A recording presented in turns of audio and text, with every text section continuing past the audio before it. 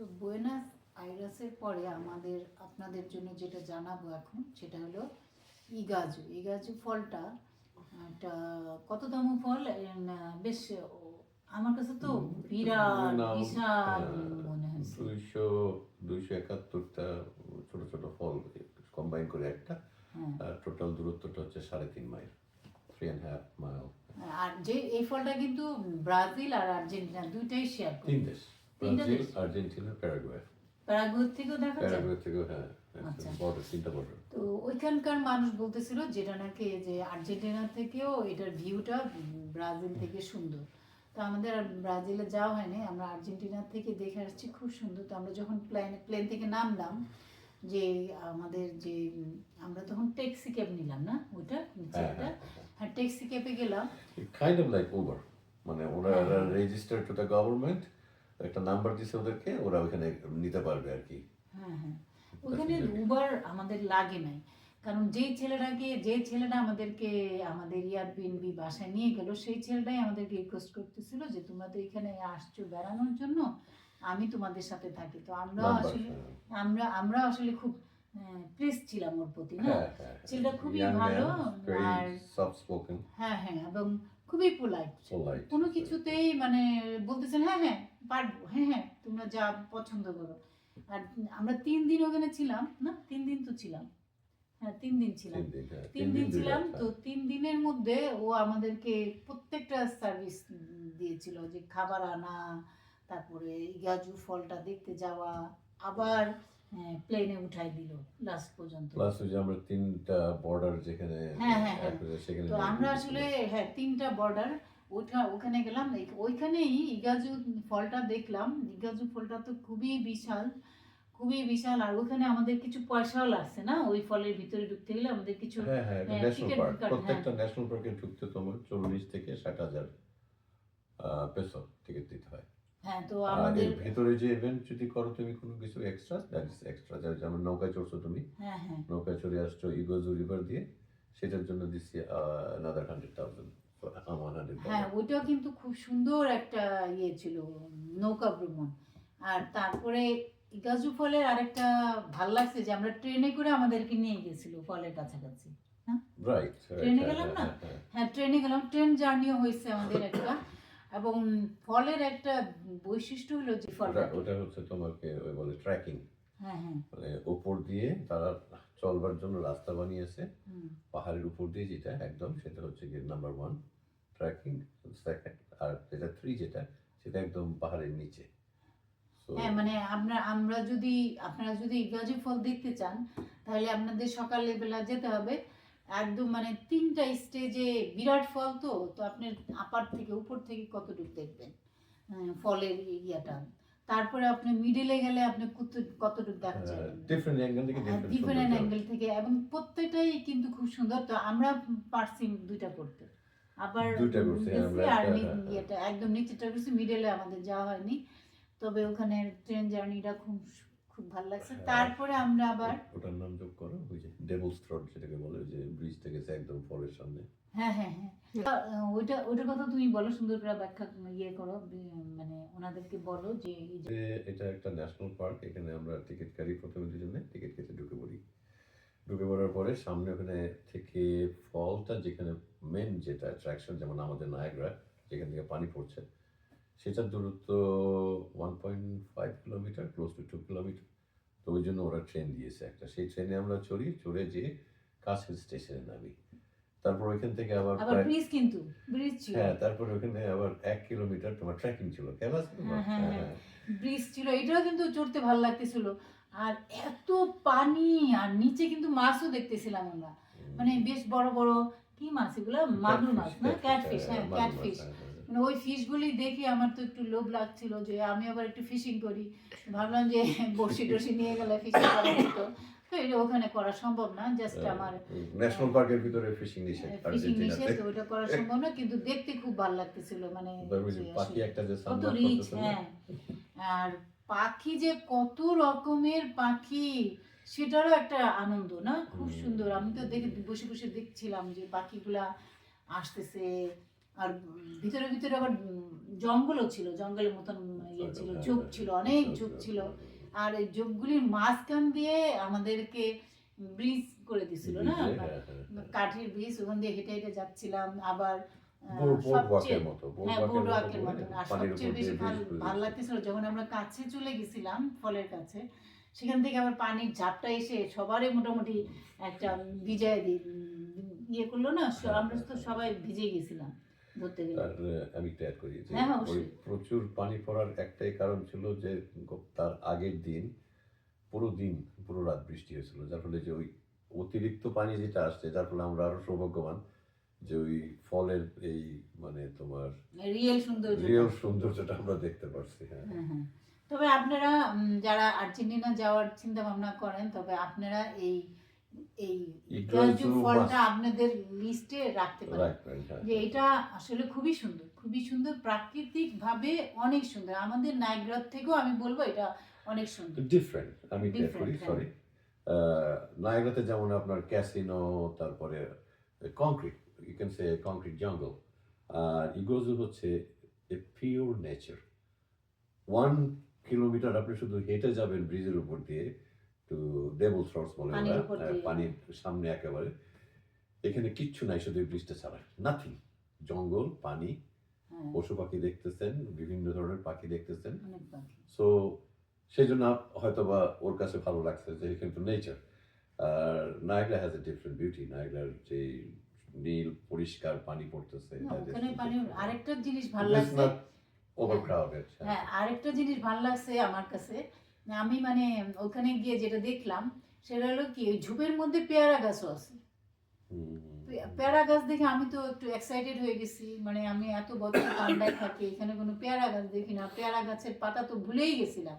ওখানে দেখি পেয়ারা গাছের ছোট ছোট মুকুল আসছে, আমার মনে হয় পেয়ারাও ধরবে, সেটা খুব ভালো লাগছে। তারপরে ইয়ে আমাদের দেশি কিছু ফুল গাছ ছিল ওখানে। ওই রঙ্গন নাকি বললো? হ্যাঁ, রঙ্গন, রঙ্গন দিয়ে ভরা। এটা খুবই মানে আমার আমার খুব ভালো লাগছে। তোমার কেমন লাগছে? হ্যাঁ হ্যাঁ, ইটস ডিফারেন্ট। হুম হুম। ওটা ওই আর্জেন্টিনাতেও দেখছি, ওটা চিলিতেও দেখছি রঙ্গন। ওরা কি ফায়ার ফায়ার প্ল্যান্টস নাকি বলে, মানে আগুনের মতো লাল হয়ে থাকে, তো যার তারপরে যে আমরা যে ট্রেনে যাওয়ার সময় যে একটা ইয়ে দেখলাম, কি গুইসাপ। গুইসাপ। হ্যাঁ হ্যাঁ, ওই গুইসাপগুলি বেশ বড় বড়, সে তারা তো কেয়ার করে না, আস্তে আস্তে চলে যাচ্ছিল, অনেকগুলোই ছিল সাপ। তো দেখলাম ভাল লাগছে যে গুইসাপও দেখা যাচ্ছে।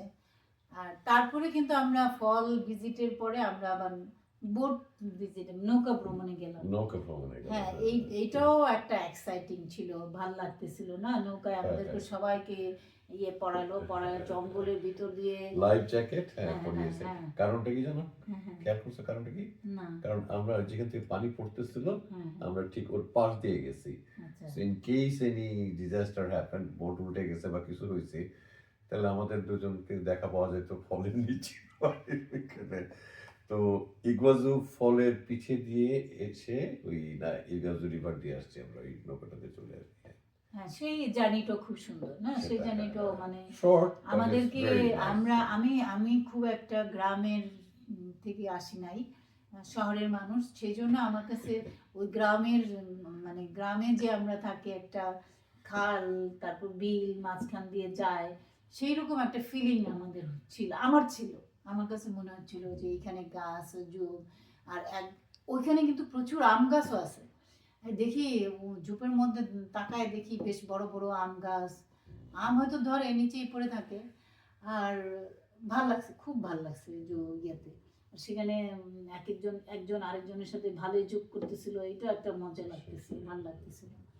তো আমাদের ইগাজুতে এই ইয়াটা খুব সুন্দর লাগছে। আমি সাজেস্ট করব আপনারা যারা আর্জেন্টিনা যাচ্ছেন, যাবেন ইনশাল্লাহ। আর ওখানে আমি একটু ইনফরমেশন দিই, সেটা হচ্ছে কি ওখানে যাওয়ার জন্য ফ্লাইবন্ডি, এয়ারলাইনা, জেট স্মার্ট, তিনটা আছে। ট্রাই টু অ্যাভয়েড ফ্লাইবন্ডি, বিকজ ওদের সময়ের কোনো জ্ঞান নাই বললেই চলে। হুট করে ক্যান্সেল করে দেবে ফ্লাইট, করে আপনার পুরো প্রোগ্রাম ইয়ে করে দেবে। তো জেট স্মার্ট বা এয়ারলাইনেতে যদি যান আপনি, that's too different airlines, Argentina national airlines, তাহলে আপনি অ্যাটলিস্ট জানেন যে আপনি সময় মতো পৌঁছতে পারবেন। কারণ আমরা যাওয়ার আগে ইউজুয়ালি আমরা প্ল্যান করি যে কোন কোন জায়গায় যাব, কোথায় সময়টাকে কতটা সময় কোথায় দিব। তো ওইখান থেকে যদি হুট করে কেউ আপনার 4 ঘন্টা নিয়ে যায় বা 6 ঘন্টা নিয়ে যায়, তাহলে আপনার একটা প্রোগ্রাম মিস হয়ে গেল। হ্যাঁ, যখন আর আমরা বেড়াইতে যাই তখন তো প্রত্যেকটা সময়কে আমরা ইউজ করার চেষ্টা করি। রাইট, রাইট, আহ, রাইট, হ্যাঁ। যেহেতু আমরা ওইখানে গেলাম দেখবো, সেজন্য আমরা আসলে সেকেন্ড মিনিট এগুলোও কাউন্ট করি। আমাদের যখন টাইমটা ওয়েস্ট হয়ে যায় তখন আমরা আসলে খুবই কষ্ট পাই, বিরক্ত লাগে যে এটা আমরা করতে পারলাম না। আর ইকোলজিতে আমরা যে জায়গাটা ছিলাম সেটা একটা কন্ডো, আর কন্ডোটা নেওয়ার রিজন হচ্ছে গিয়ে ওখানে আপনার রেস্টুরেন্ট মেন চত্বর থেকে এটা walking distance. So in case আমাদের যে ড্রাইভারের সাথে কথা হয়েছে নিকোলাস, ও যদি সামহাউ মিস করে বা না আসতে পারে, স্টিল আমাদের ওয়ে আছে, আমরা হেঁটে যেতে পারবো খেতে ওয়াকিং ডিস্টেন্সে, বিগ গ্রোসারি স্টোর ওয়াকিং ডিস্টেন্সে। আমার কাছে মেন জিনিস হচ্ছে যে জায়গাটা সিকিউর হতে হবে, পরিষ্কার হতে হবে, and close two everything. So in case যদি আমি একটা মিস করি তাহলে আমি আর একটা দিয়ে চালিয়ে নিতে পারবো। Thank you. আর আমাদের আসলে প্রাইসটা কেমন পড়ছিল ওই এয়ারবিএনবিতে? ওইখানে 3 রাতে দিয়েছি আমরা 180। হ্যাঁ ওই, হ্যাঁ, আর কিন্তু আমাদের যে ট্যাক্সি ড্রাইভার নিকোলাস, সে আমাদের সাথে খুব পোলাইট ছিল।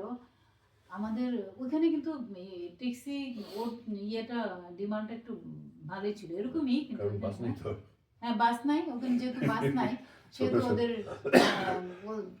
আমাদের পয়সা মোটামুটি ভালোই গেছিল না, নিয়েছিল এয়ারপোর্ট থেকে যেতে এয়ারপোর্ট নিয়েছে থেকে, হ্যাঁ 50,000, হ্যাঁ হ্যাঁ ফেরত গেছি 50,000, আর বাকি সব মিলিয়ে মনে করো 300,000। সো আমাদের $300 মতো গেছে আর কি। হ্যাঁ।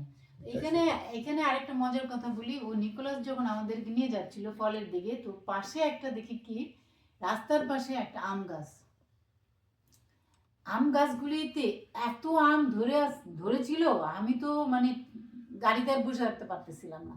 পাগল তো হয়ে আমি গেছি। নিকোলাসকে রিকোয়েস্ট করলাম যে আচ্ছা আমি কি একটু আম গাছের কাছে যেতে পারি?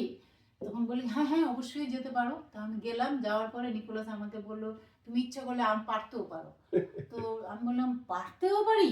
মানে আমার কাছে যে এটা কত বড় একটা ইয়ে মনে হয়েছিল যে আমি আম গাছের থেকে আম পারতেছি। সেই ছোটবেলায় হয়তো বা আম গাছের থেকে আম পারছি, মানে আবার আমি আম গাছের থেকে আম পারলাম, ও বললো হ্যাঁ পারতে পারো। তখন আমি 2টা আম পারছি, বেশি পারি নাই, কারণ এগুলো নিয়ে আবার ঝামেলা হবে, পারবো বেশি খেতে পারবো না। আনা নেওয়া 2টা আম নিয়ে তারপর অনেক, হ্যাঁ হ্যাঁ হ্যাঁ আমি একটা এক্সপেরিয়েন্স অ্যাড করি যে ওর ফল গাছে দেখলে যে ওর মাথা খারাপ হয়ে যায়। সেটা আমরা সিডনিতে গেছিলাম আমাদের 17তে, না অস্ট্রেলিয়াতে। হ্যাঁ হ্যাঁ হ্যাঁ তো সেখানে আমরা যে বাসায় ছিলাম সেই চাইনিজ ভদ্রলোকের পুরো বাসাটাই আমরা ভাড়া নিয়েছিলাম। তো উনার বাসায় লেবুর গাছ ছিল, অনেক বড়। দেখে হেলেনের তো মাথা খারাপ হয়ে গেছে।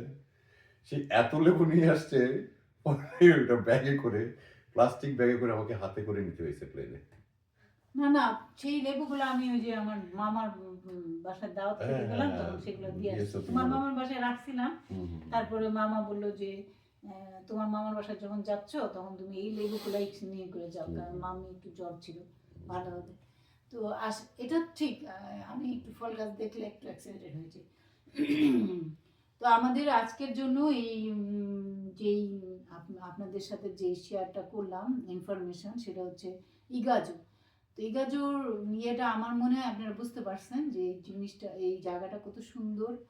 আর যদি আগের থেকে বাজেট করেন তবে বাজেটের আপনার আনন্দদায়ক হবে, ভ্রমণটা আনন্দদায়ক হবে এবং ভালো লাগবে। যদি আর্জেন্টিনা যান অবশ্যই আপনার এগোজ, আমি পরামর্শ দিলাম। আমাকে একটু কিছু অ্যাড হ্যাঁ করতে হ্যাঁ পারেন? অবশ্যই আচ্ছা, বলো। আমরা কানাডা থেকে গেছি, আমাদের জন্য শুধু ব্রাজিলের ভিসা রিকোয়ার করে, আর্জেন্টিনা আমাদের ভিসা লাগে না, প্যারাগুয়েতে আমাদের ভিসা লাগে না। আপনি যেখান থেকে আসতেছেন আপনার যে দেশি পাসপোর্ট আছে আপনি এই খোঁজটা নিয়ে আসবেন, আপনার কি ভিসা রিকোয়ার করে, রাইট ওয়ে ভিসা নেওয়াটা এটা সম্ভব হবে না। আর আর তো কিছু add করার নেই। না আসলে আমাদের যেটা হয়েছে, আমাদের কানাডিয়ানদের ব্রাজিলের ভিসা নিতে হয়। তো আমরা যেহেতু এটা নিই নাই, আর আমাদের সময় এদিকে ফ্লাইবন্ডি খেয়ে দিছে, যার জন্য আমরা কিন্তু ওয়াকিংয়েই আমরা ভিসা নিয়ে ঢুকতে পারতাম ব্রাজিলে। তো সেই স্কোপটা এটা এটা আমাদের এটা এই জন্য আমি আমরা বারবার বলতেছি ফ্লাইবন্ডি ভালো না, আমাদের সময় নষ্ট যদি হাতে প্রচুর সময় থাকে হ্যাঁ সময় ছিল, তাহলে আমরা আপনার যদি সময় থাকে তাহলে অবশ্যই আপনার আরেকটু সামনে আগায় গেলে ব্রাজিলের ইয়েটা দিকে ওদিক দিয়ে ফলটার দিকে দেখে আসতে আসতে পারবো। পারতো অথবা একটা এটা- ট্যাক্সি নিয়ে হ্যাঁ আমরা একটা যেতে ট্যাক্সি পারবো। ওখানে যে ট্যাক্সিটার সাথে ইয়ে করবে ট্যাক্সি দ্বারা তো আর কিছু কন্ট্রাক্ট উপায় করে নাই। নিয়ে আসবে আর কি। আর আরেকটা মজার ব্যাপার, ওখানেই আমরা 3টা জায়গায় আর্জেন্টিনা, তারপরে ব্রাজিল, ব্রাজিল, প্যারাগুয়ে। প্যারাগুয়ে, তো 3টা সীমানা যে একসাথে মিলিত হয়েছে যে জায়গাটার মধ্যে, সেখানে আমরা আবার যেতে পারছিলাম না। হ্যাঁ, সেখানে ছবি সেই- তুলছে তো, প্রমাণ সেখানে প্রমাণ। সেখানে আমাদের ছবি, আর ওই জায়গাটা আমার কাছে ভালো লাগছে যে আমরা একটা জায়গায় দাঁড়ায় আছি, এখানে তিনটা দেশ এখানে আমি আর্জেন্টিনায় দাঁড়ায় আছি, ওই পাশে হলো আমাদের পিছে ব্রাজিল আর ডান পিছে- দিকে বাম দিকে ছিল প্যারাগুয়ে। হ্যাঁ মানে 3টা জায়গার বর্ডারে আমরা ছিলাম, সেটাও খুব সুন্দর, সেটাও আপনারা আর ওই জায়গার মধ্যে ফ্রি, ওখানে কোনো পয়সা লাগবে না, পয়সা লাগবে না। জাস্ট একটু ট্যাক্সি ড্রাইভার আপনাকে একটু কাইন্ডলি নিয়ে গেলে এটা দেখে আসবেন, এটা খুব সুন্দর, এটা খুব ভালো লাগে। আর একটা ইনফরমেশন হয়তো বা আপনাদের কাজে লাগবে, আপনি যদি কোনো ন্যাশনাল পার্কের টিকিট কেনেন আর্জেন্টিনাতে, তাহলে নেক্সট ডেতে আপনি ওটা হাফ প্রাইসে যেতে পারবেন। So if it's 40,000 peso, 80,000 peso, আপনি পরের দিনে যখন যাবেন তখন আপনার 40 অর্ধেক প্রাইসে, আপনাকে অর্ধেক প্রাইসে যেহেতু আপনি তার আগে থেকে 20,000 peso, হ্যাঁ। অর্ধেক প্রাইস। আর খাওয়া দাওয়া তো আমরা ওই যে হ্যাঁ আমরা সাধারণ আমরা ওখানে পিজাই খেয়েছিলাম, কারণ ওখানে রান্না বাড়া একটু সমস্যা ছিল, করতে ইচ্ছা করতেছিল না, তো পিজা তো সাবওয়ে হ্যাঁ সাবওয়ে ছিল, তো ওখানে আমরা পিজা সাবওয়ে এগুলো ফল। দিয়ে আমাদের চলতেছিল। হ্যাঁ ওকে।